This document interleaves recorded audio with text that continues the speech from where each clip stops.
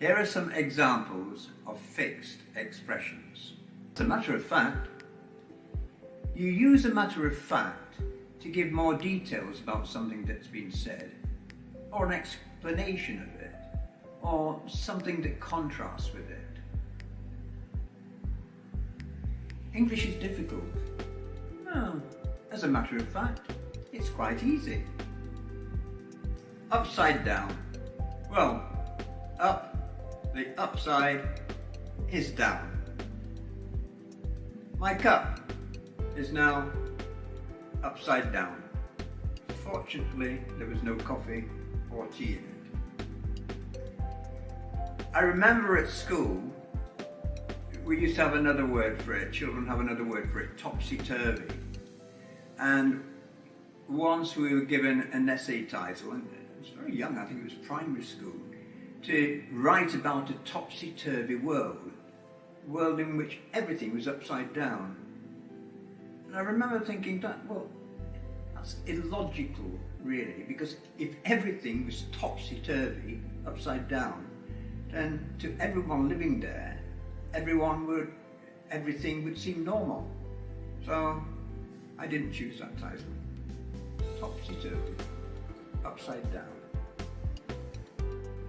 If I were you, of course you'd know this one as a second conditional. It's usually used when you're giving advice.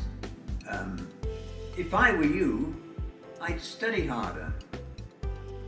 If I were you, I'd go to the party. You might enjoy it. A long way off? Of course it can mean distance. The town is a long way off. The sea is a long way off from where we live. But it can also be used for time. The time when I can speak English fluently is a long way off. So it's not only used for distance, it can be used for time expressions as well. Out of my mind. I'm going out of my mind. This has a couple of meanings. It can mean, if you say someone is going out of their mind, you could mean that they're going mad, they're going insane. But more usually, it's not used as extremely as that. You say, every time I see her, she's always talking about her new house. It drives me out of my mind, sends me out of my mind. So, out of my mind can mean something, if something sends you out of your mind, it frustrates you. By the way is used to introduce something into the conversation that's not directly connected to what you talk about. So I could say, oh, by the way, it's 2 o'clock in the morning here. Oh no, it's nearly 3 in actual fact. By the way, it's nearly 3 in the morning here in England. All of a sudden is just another way of saying suddenly, perhaps a bit more dramatic. I was walking down the street and all of a sudden this man jumped out in front of me and wanted my wallet or whatever.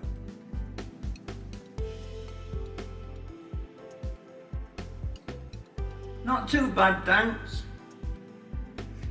Not too bad, thanks is typically English. Someone says, how are you? How are you doing, Steve? I could say, okay, thanks. I'm fine, I'm well. I can also say, not too bad, thanks. Not too bad. Which basically means the same thing as I'm okay, I'm alright, I'm fine. You can extend not too bad, thanks to not too bad, thanks. Could be better, but not too bad. Thanks. Come on, get a move on. Get a move on simply means hurry up, hurry. We're going to be late. Get a move on! It's what you can shout to your kids or to friends when they're delaying, when they're behind time. Get a move on! Semi-fixed expressions. Semi-fixed expressions are phrases that keep the same basic word order, but it can change some of their parts. Could you open the door, please? Okay, no need to get impatient. Could you open the window, please? Ah, that's better. Fresh air. Could you open the can, please? I'm ready to eat. I'm hungry. Could you pass the sugar, please? Could you pass the bread, please? Could you pass the remote control, please? Hello, nice to see you. I haven't seen you. Followed by a time expression with for or since. Hello, nice to see you.